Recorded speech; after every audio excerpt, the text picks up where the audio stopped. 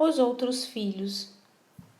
Quando tudo aconteceu, Mona Lisa foi tomada por uma sensação de angústia que a consumia por dentro e a impedia de enxergar o que estava ao seu redor. Nesse impedimento visual, voltou-se para dentro de si para ver apenas aquilo que a estava machucando. Fechou-se em si mesma, permanecendo assim por algum tempo. Ela estava vazia. Não tinha o que doar. Ao menos era o que imaginava. No auge da dor, que não passava e que, com o passar das horas, só aumentava, pensou em morrer. Queria encontrar-se seu filho. Queria ficar com ele. Teve momentos em que eu pedi a Deus para morrer, no auge da minha dor, mas aí eu vi que isso era egoísmo. E meus outros filhos? E a minha mãe, meu marido? Pedi a Deus perdão.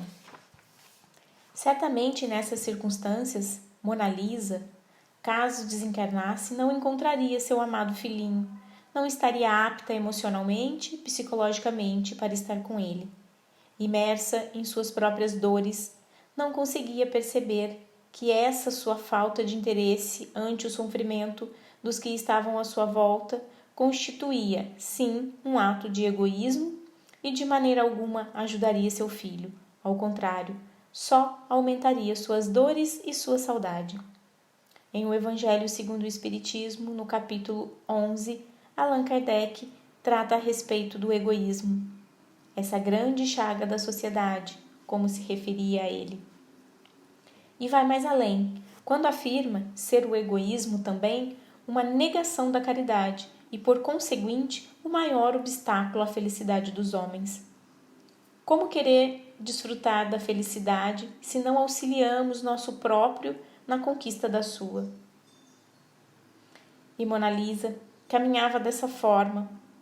Gostaria imensamente de desfrutar da aventura de estar com o filho querido. No entanto, não se atentava se essa sua presença naquele momento e naquelas circunstâncias seriam benéficas para ele. Esquecia também que ao seu redor havia outras criaturas que, assim como Clebinho, necessitavam do seu amor e que só o teriam à medida que ela ficasse bem. Com o tempo passando, Mona Lisa conseguiu olhar para fora de si mesma e constatar que, assim como ela, seu esposo sofria. Afinal, ele era o pai. Sofria tanto quanto ela. Olhou mais além e foi capaz de constatar que seus outros filhos, que também sofriam, afinal, eles haviam perdido um irmão, e sofriam um pouco mais por verem sua mãe sofrendo de maneira tão forte e sentirem-se incapazes de sanar aquela dor. Como não havia percebido isso antes. A partir desta constatação, foi que tomou coragem para levantar. Precisava trabalhar, pagar as contas, tem outros filhos para cuidar. Tinha que ajudá-los a superar, principalmente minha filha mais velha, que havia perdido o pai há 17 anos.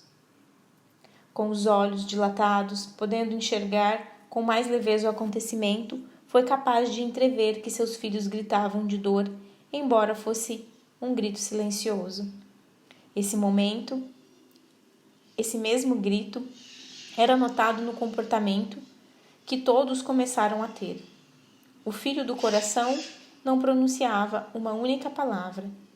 Muito tempo depois foi que ele conseguiu falar para expressar sua dor no seguinte questionamento: por que ele caiu na piscina?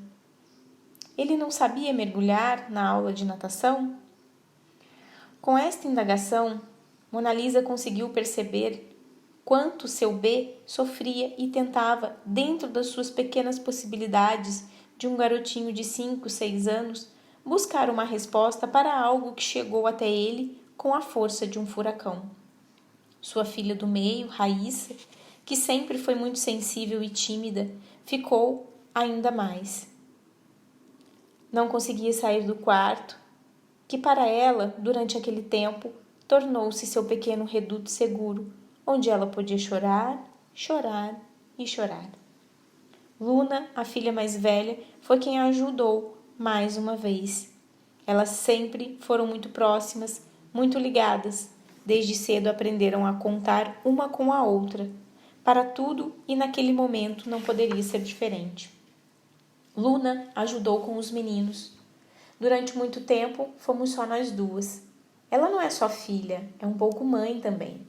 Mona Lisa foi percebendo que havia outras tantas pessoas que sofriam no reduto da família. Os avós, os tios, os primos, os amigos e todos aqueles que puderam desfrutar da presença alegre e contagiosa de Clebinho.